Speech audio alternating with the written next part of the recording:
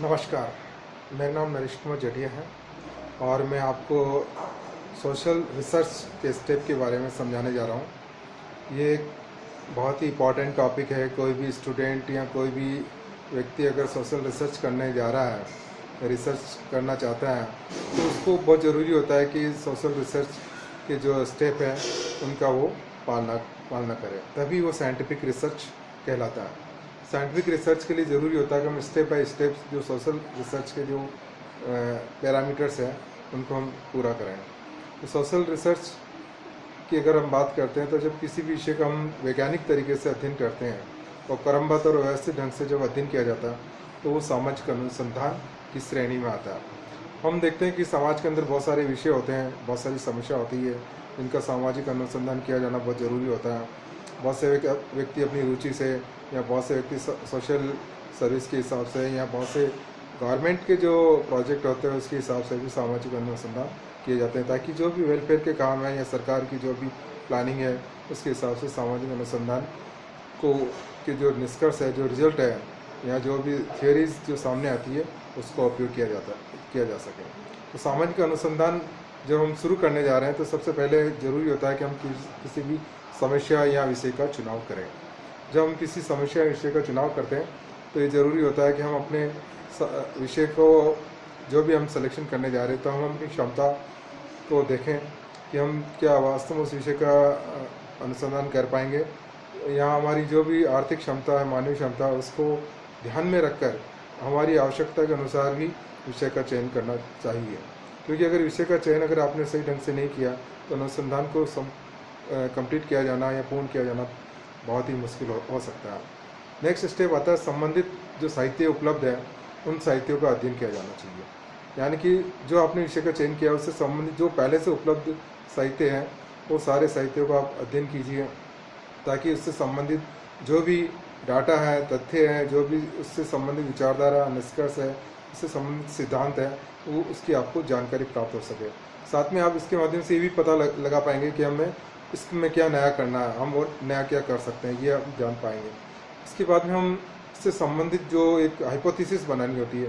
Hypothesis का मतलब कोई भी ऐसा रिजल्ट जिसका अभी परीक्षा मतलब उसका वेरीफाई किया जाना बाकी हो, यानी कि ऐसा निष्कर्ष जिसके सत्यता सिद्ध किया जाना बाकी हो, उसको हम हाइपोथेसिस यानी कि उपकल्पना कह सकते हैं, उपकल्पना कहेंगे।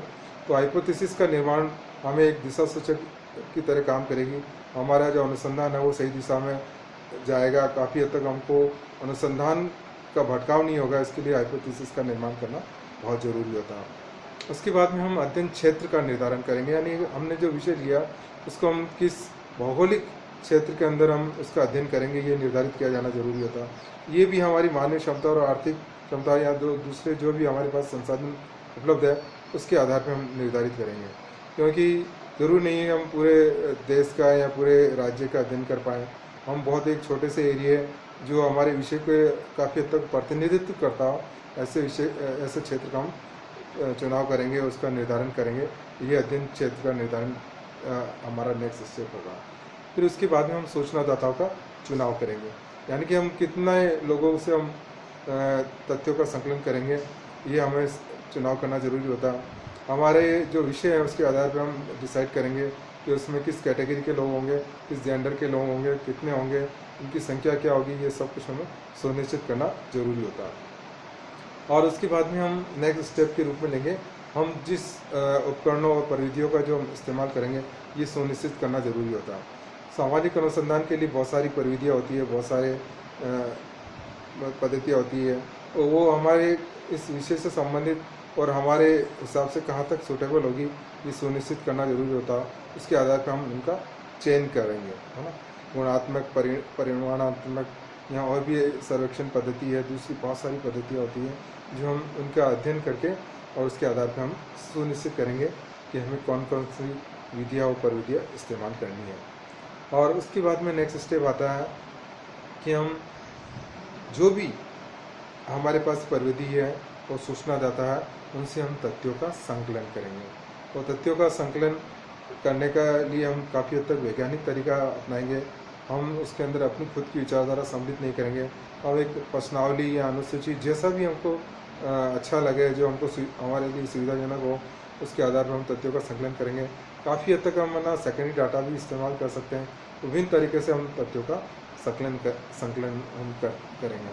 और इसके अंदर खास बात यही है कि हम काफ़ी हद तक हम ये ध्यान रखेंगे कि इसके अंदर वस्तुनिष्ठता हो, किसी प्रकार का हमारे खुद के जो विचार है उसमें सम्मिलित नहीं हो, और इसके लिए एक निश्चित तरीका होता है और निश्चित तरीके से हम इन तथ्यों का संकलन करेंगे। तथ्यों के संकलन के बाद में हम उनका संपादन करेंगे और उनका सारणीयन करेंगे।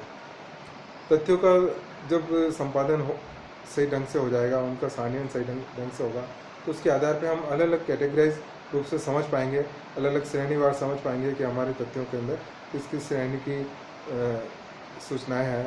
उसके आधार पे हम समझने में काफ़ी हद तक आसानी हो जाएगी।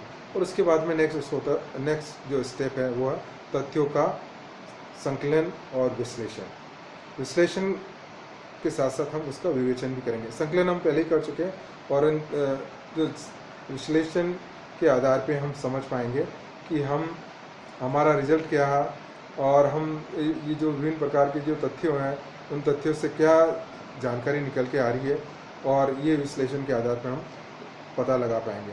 और उसके बाद